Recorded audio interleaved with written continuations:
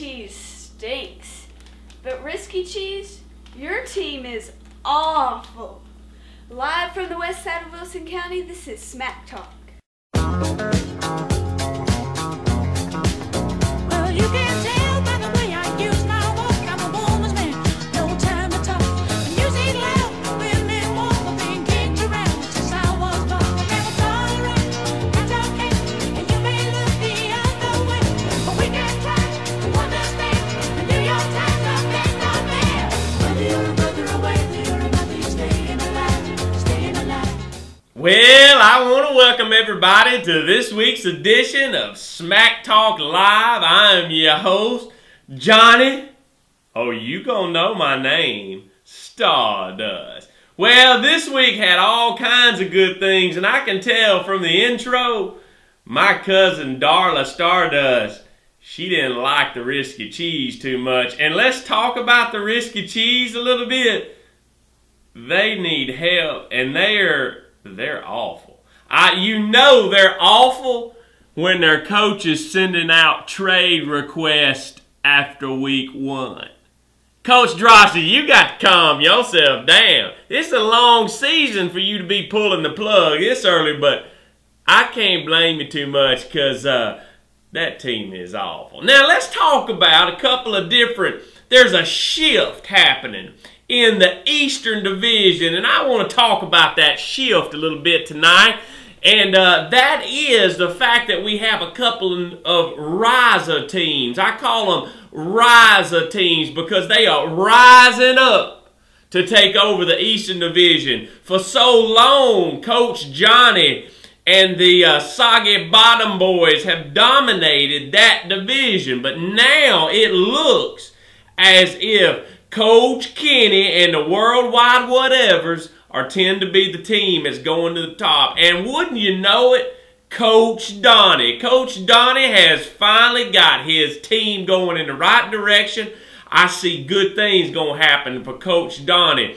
What that means is the other two teams are headed south, and that means the Soggy Bottom Boys. Now, I don't know about you, but I think Coach Johnny pulled the plug on his best friend Peyton Manning way too early. And I mean, it was like wolves on a carcass going after old Peyton on the waiver wire. I mean, people hadn't made a waiver wire claim in years going after old Peyton. And I don't know what the discourse is between Peyton and Johnny, but he let him go, and now I'm afraid he'll never get him back. Let me say something to you, Johnny. I hope you ain't going to try to win with Shaw because he will bite you. So I just want to let you know that. The next coach I want to talk about is Coach Stevens. Now, he did win, but he almost got beat by the team he drafted against.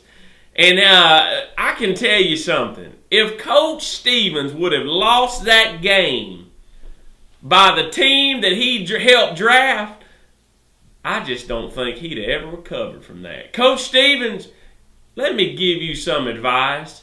You need to focus on your team because you ain't real good. You just happen to win. The next team I want to talk about tonight is the Ditch Dogs. Now, out of all the teams, maybe Risky Cheese, but out of all the other teams, Coach Etheridge and the Ditch Dogs, they are terrible. I mean, let me say it, terrible. Because if you can't win after your quarterback gets 52 points, you are terrible. And I just don't know what else to say. I mean, I don't know what else you can do. I'll tell you what's happened to Coach Etheridge, and this comes straight from the heart here. He has gotten too close to his Tennessee Titans. It's the same thing that happens to the Doomsday Destroyers over there with Coach Jimmy. They fall in love with their team, and the next thing you know, they're going down. And so, Coach Etheridge, if you want to know how to win, let me tell you how to win. You need to send Chris Johnson over to my team. That's how you can win. Otherwise, it ain't going to be pretty. couple of other teams in the Central Division kind of think they are a little higher than they actually are. Well, I can tell you one thing. Get ready for the roller coaster ride there, Bruces, because y'all going to be on it. Y'all going to be up one week and probably down the next. And hey, and statistical analysis will show over the years, you typically do start early and do very well early in the year, but you'll poop it up by the end of the year. So let me just say that right now.